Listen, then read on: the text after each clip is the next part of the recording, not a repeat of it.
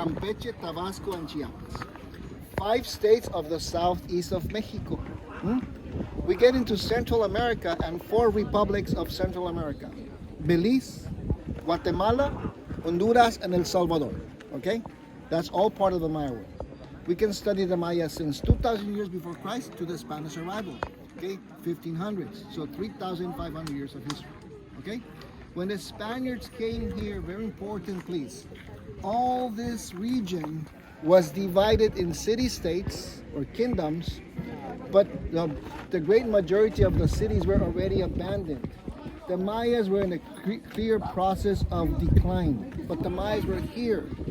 I don't know if you in Israel or Germany or in Canada, I don't know if you have heard things like, we don't know why the Mayas disappeared.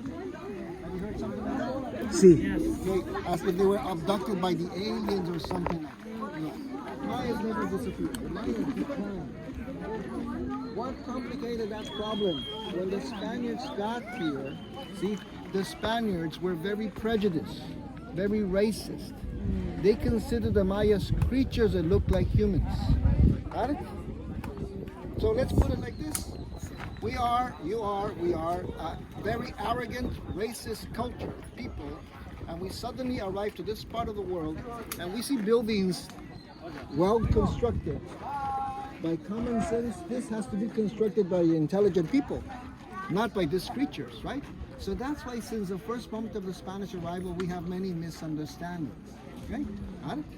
Now, from that very radical negative way of thinking, there's a very positive way of thinking, but even though it's positive, it's an exaggeration. There was a moment when all the archaeologists started discovering the Mayan things.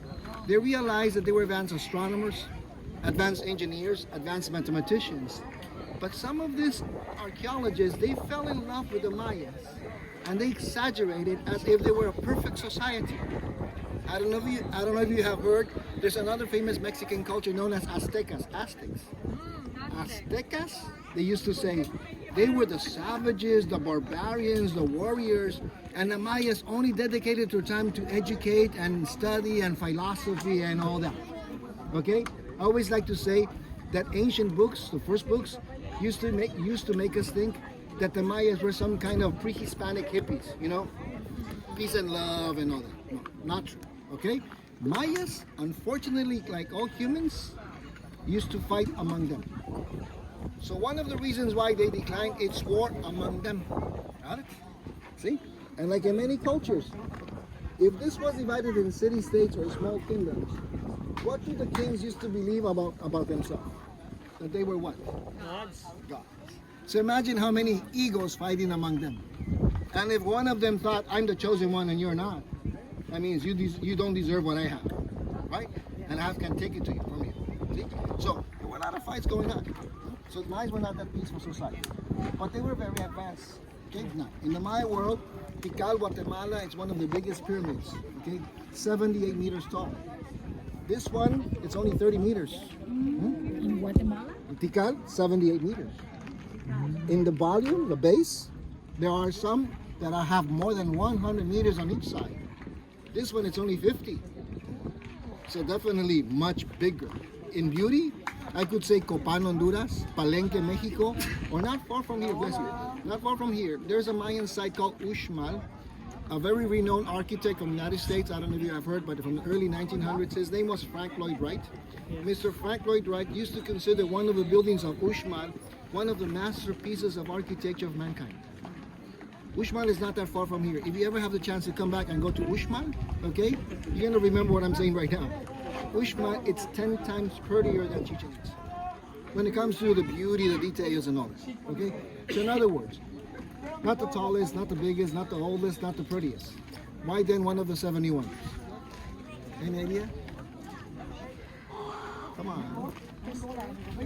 Yeah, but which part? It sounds like a bird, yes, but it doesn't sound like the Quetzal bird.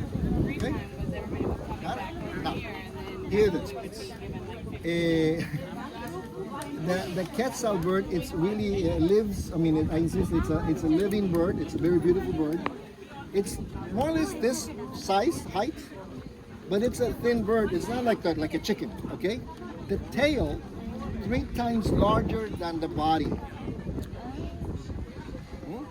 So try to imagine. Thin bird with feathers, and you know, when they're flapping, it's okay. But when they do this, and they do this, it looks like what? Like a snake with feathers. And that's where the Mayas or pre-Hispanic cultures got the idea of Quetzalcoatl. I don't know if you have heard that before. Mayas called this god Kukulkan. It means the feather serpent.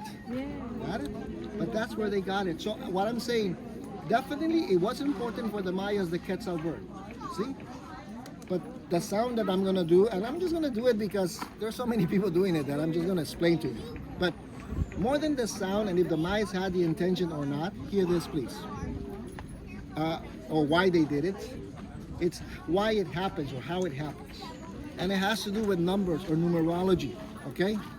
Which, by the way, before we get there, how many triangles do we see in the body of the snake every equinox? 7. Tell me one religion in the world that does not consider the number 7 important. Okay? So that's another human thing that was also important for the Mayas. Okay? Got it? So question.